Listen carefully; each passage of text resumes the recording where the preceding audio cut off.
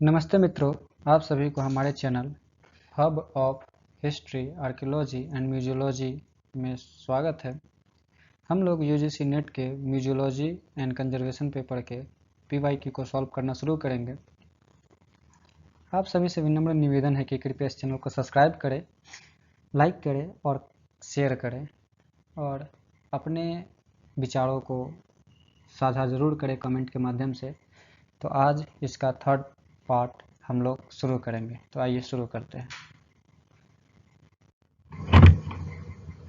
पहला क्वेश्चन है, सूची 1 में दी गई मार्केटिंग अवधारणाओं को सूची 2 में दिए गए उनके अर्थ के साथ सम्मिलित कीजिए। Match the marketing concept in list 1 with their meaning in list 2। सूची 1 में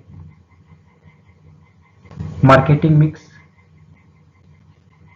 प्रमोशन, मार्केट प्लेस और ब्रांड। वही सूची 2 में वह भौतिक स्थल जहां लोग खरीदारी करने जाते हैं, physical place where one goes for shopping. Second, परिवर्तों का विशिष्ट समूह जैसे बाजार में निवेदित उत्पाद और मूल्य, particular group of variable such as product and price offer to the market. Third, ज्ञान स्रोत से निवेदित वस्तु अथवा कीमत, offering from a known source. Four, क्रय व्यवहार को प्रलोभित करने के लिए प्रयुक्त मार्केटिंग कम्युनिकेशन का साधन, means of marketing communication employed to include induce purchase behaviour. अगर इसको मिलान किया जाए तो इसका सबसे अच्छा मिलान है, तो वह भौतिक स्थल जहां लोग खरीदारी करने जाते हैं वह स्थल मार्केट प्लेस कहलाता है। इसलिए सी का 1 और सी का 1 हमें डी में दिखाई देता है। इस प्रकार से इसका सही उत्तर होता है ऑप्शन डी।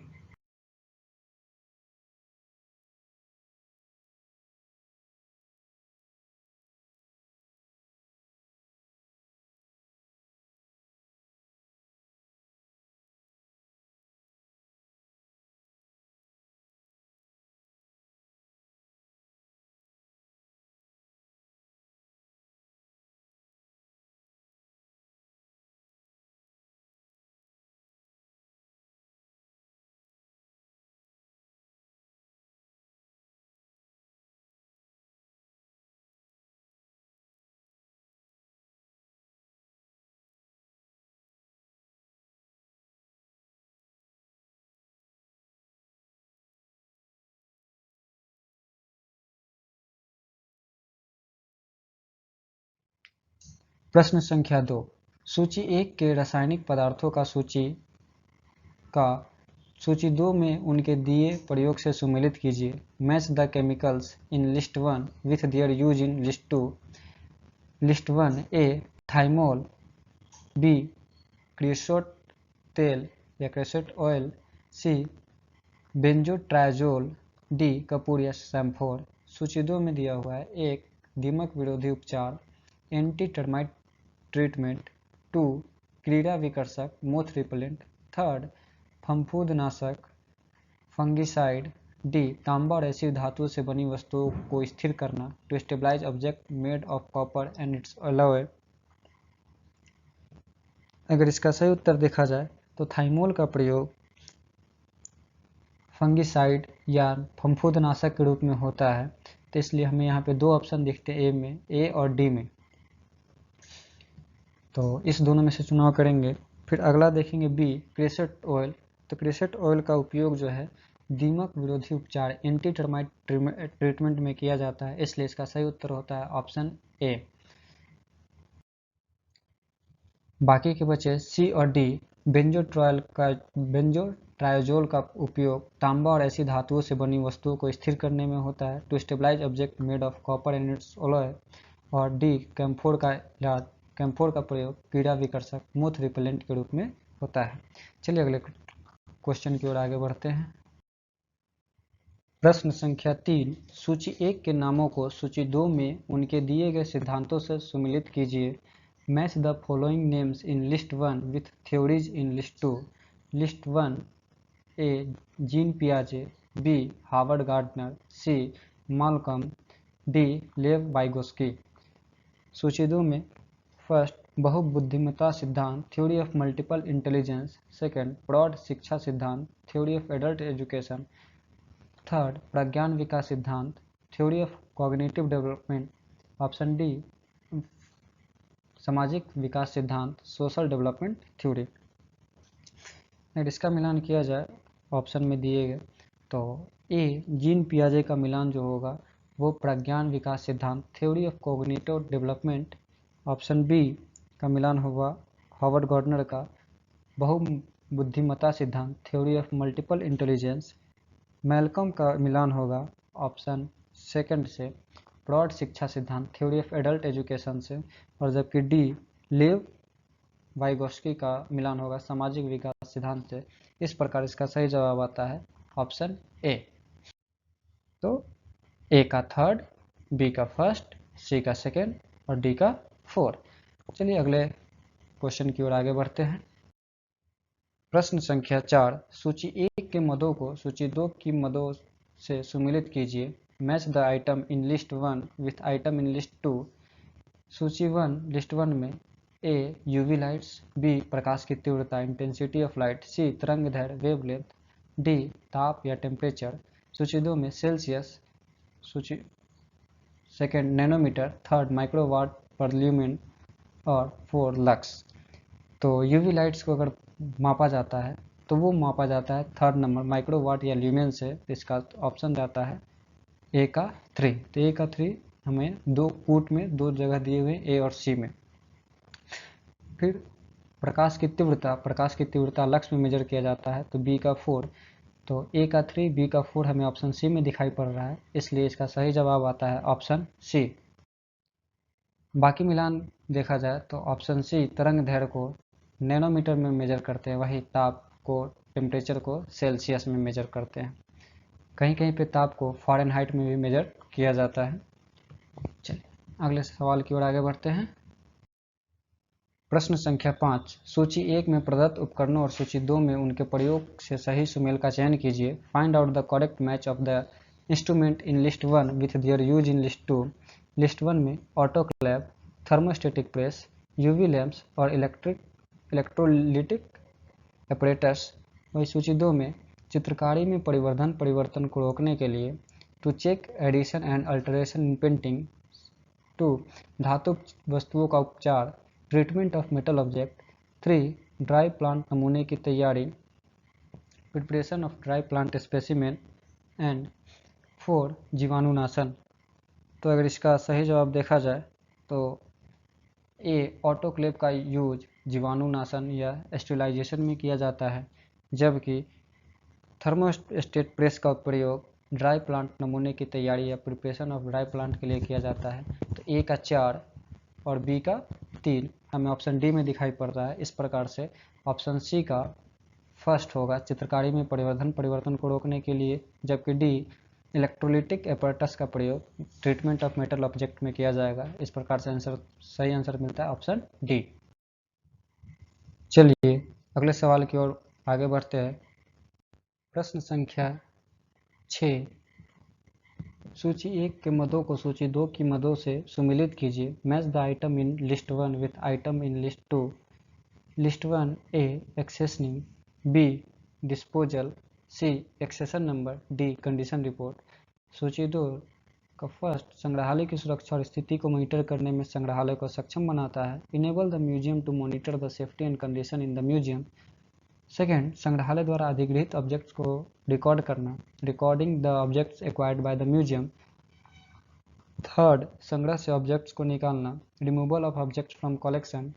फोर्थ, संग्रह से प्रत्येक वस्तुओं का अन्य सभी वस्तुओं से अंतर प्रदर्शित करता है, distinguish each object from all other object in the collection.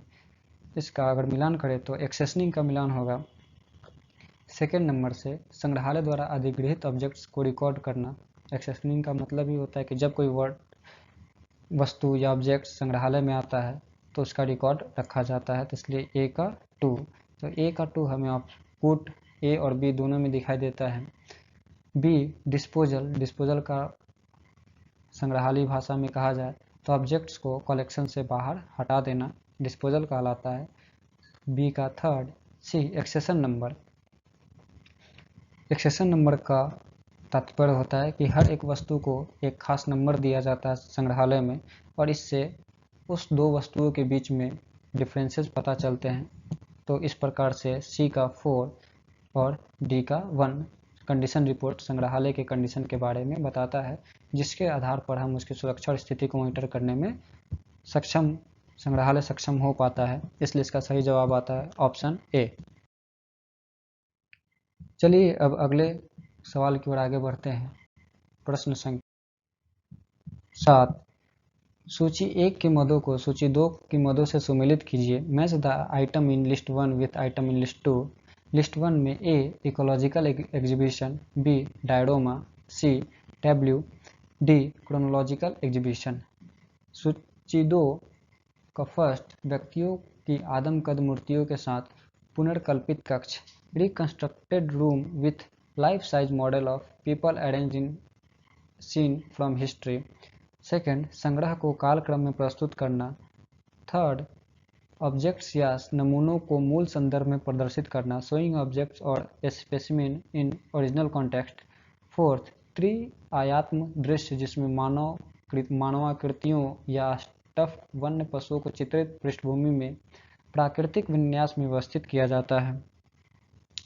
अगर इसका सही जवाब देखा जाए तो ए इकोलॉजिकल एग्जीबिशन का मतलब होता है जिसमें किसी भी चीज स्पेसिमेन का ओरिजिनल कॉन्टेक्स्ट के रूप में दिखाना, इसलिए ए का थर्ड। बी डायरोमा का मतलब होता है एक ऐसा त्रि-आयाम दृश्य या 3D सीन जिसमें मानव की हर एक चीज को उसी के सीन की तरह दिखाया जाता है, 3 डायमेंशनल सीन के रूप में दिखाया जाता है, तो बी का 4।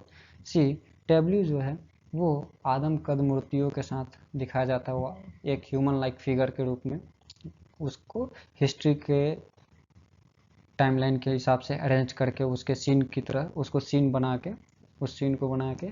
और डी क्रोनोलॉजिकल एग्जीबिशन में संग्रह को उसके टाइमलाइन के हिसाब से उसको एग्जिबिट किया जाता है या प्रदर्शित किया जाता है। इस प्रकार से इसका सही जवाब आता है ए का 3, बी का 4, सी का 1 और डी का 2, जो कि हमें ऑप्शन ए में दिखाई देता है, इसलिए सही जवाब है इसका ऑप्शन ए।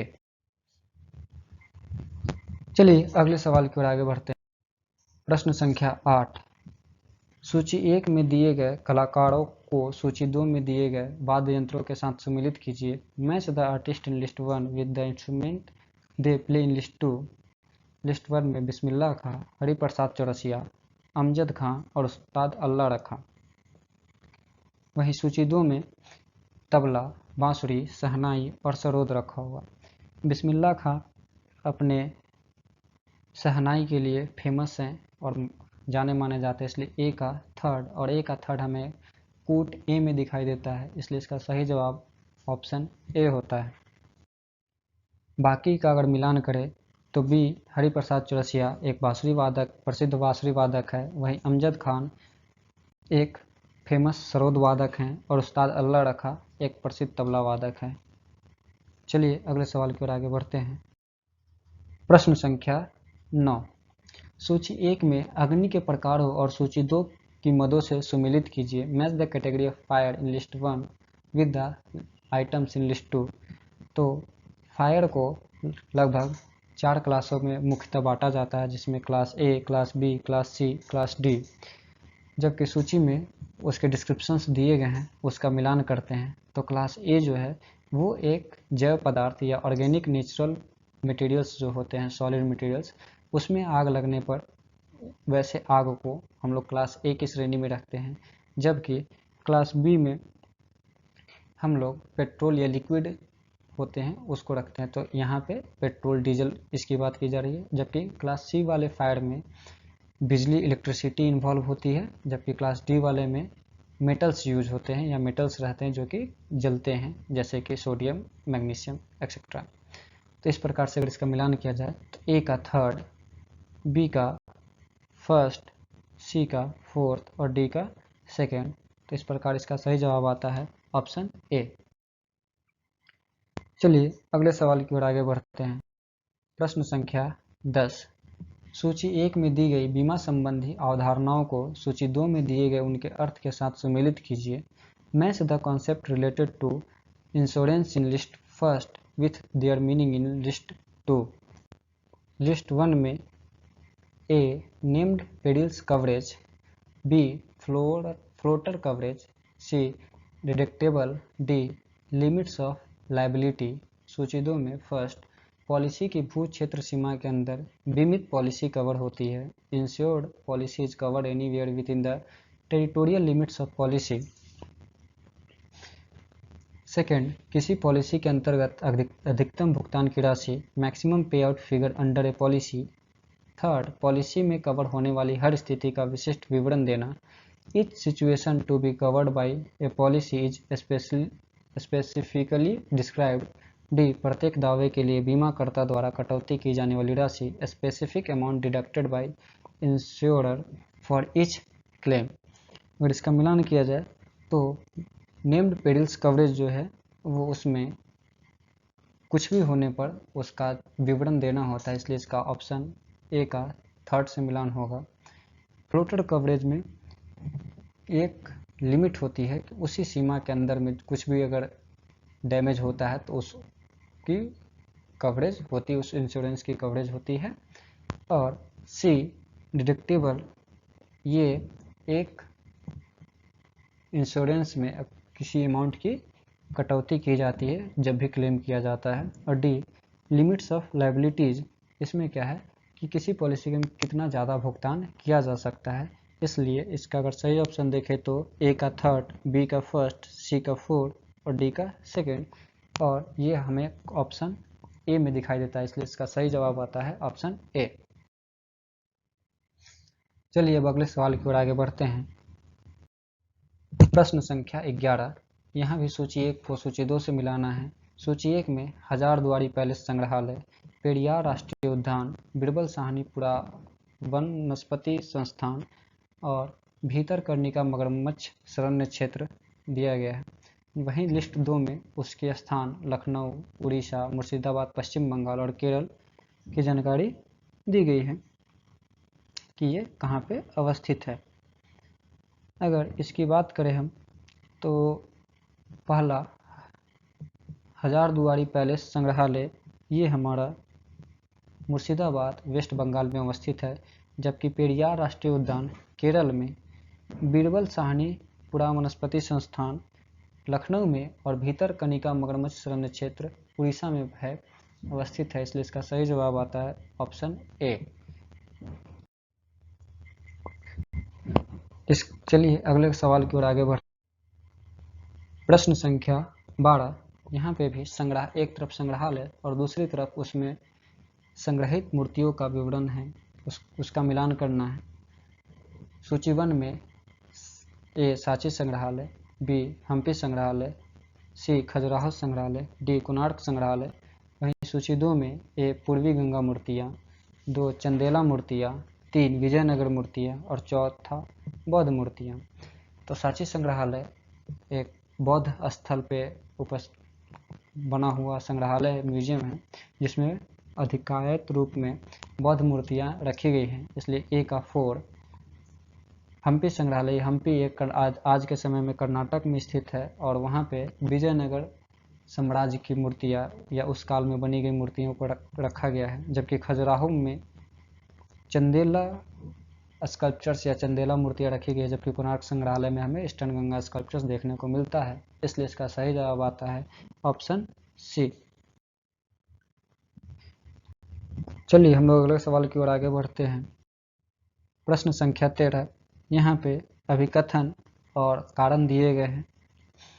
तो अभिकथन में दिया गया है कि किसी ऑब्जेक्ट के उपचार और मरम्मत के लिए उठाए गए हर कदम का प्रलेखन संग्रहालय संरक्षकों को करना चाहिए। Conservator should document every step taken in treatment and repair of an object. वहीं इसका कारण दिया है, प्रचार की प्रभावशीलता के आकलन में प्रलेखन से सहायता मिलती है। तो यहाँ अभिकथन एक भी सही है कि कंजर्वेटर्स को जब भी कोई ऑब्जेक्ट या प्रदर्श का उपचार या मरम्मत किया जा रहा होता है तो उसका हर समय प्रलेखन करना आवश्यक हो जाता है, जबकि उसमें क्या डेवलपमेंट या क्या इफेक्ट पड़ रहा है इसकी जानकारी हमें उस प्रलेखन से मिलती है, इसलिए इसका सही जवाब ऑप्शन ए ए और आर दोनों सही हैं। अगला सवाल,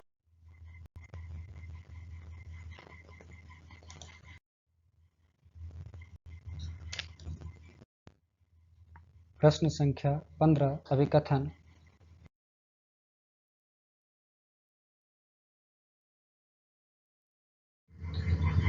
प्रश्न संख्या 16 अभिकथन प्रदर्शनियों और शैक्षणिक कार्यक्रमों का मूल्यांकन महत्वपूर्ण है। Evolution of exhibition and educational programmes is important. बात बिल्कुल सही है। अभिकथन कि प्रदर्शनियों और शैक्षणिक कार्यक्रम को मूल्यांकन करना काफ़ी जरूरी हो जाता है, खासकर म्यूजियम को। कारण बताया गया कि यह प्रदर्शनी और शैक्षिक कार्यक्रमों को जांचने में सहायक होता है।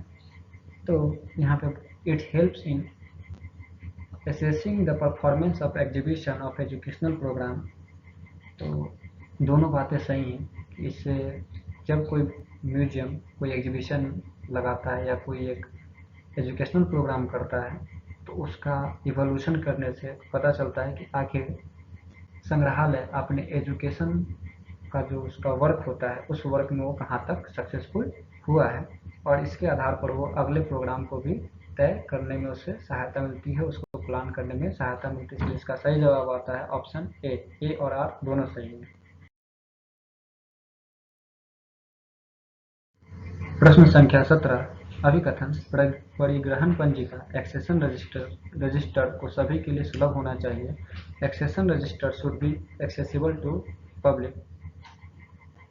ये तो यही गलत हो जा रहा है कि एक्सेशन रजिस्टर सभी के लिए एक्सेसिबल नहीं होती है, वो कुछ खास लोगों के लिए एक्सेसिबल होती है जो कि खासकर शोध रिसर्च वाले क्षेत्र में लगे होते हैं, उनके लिए। इस कारण बताया गया कि इससे ऑब्जेक्ट्स के बारे में विस्तृत विवरण पाने में सहायता मिलती है। बात तो सही है, परंतु ये इस संदर्भ में इस अभिकथन के कारण को मैच नहीं कर रहा है। इस प्रकार से यहाँ पे ए और आर अभिकथन और कारण दोनों गलत है, इसलिए इसका सही जवाब आता है ऑप्शन बी। अगले सवाल की ओर आगे बढ़ते हैं।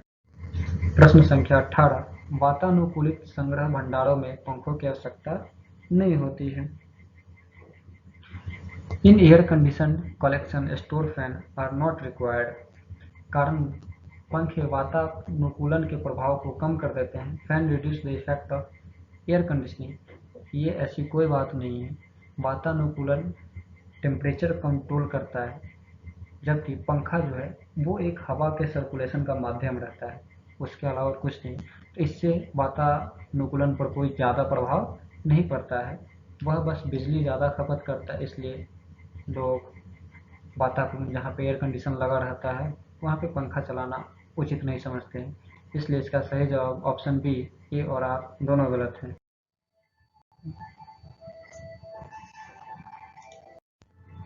प्रश्न संख्या 19 अभिकथन साइक्रोमीटर के थर्मामीटरों में एक थर्मामीटर की वर्तिका को केवल डिस्टिल्ड वाटर से तर रखा जाता है। Which one of the thermometers in psychrometer is kept moist with distilled water only. Option A सही है। कारण नल जल की शुद्धियाँ थर्मामीटर को नुकसान पहुंचा सकती है।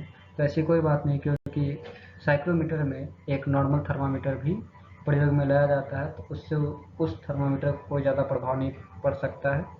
इसलिए इसका सही जवाब आता है ए सही है और आर गलत है।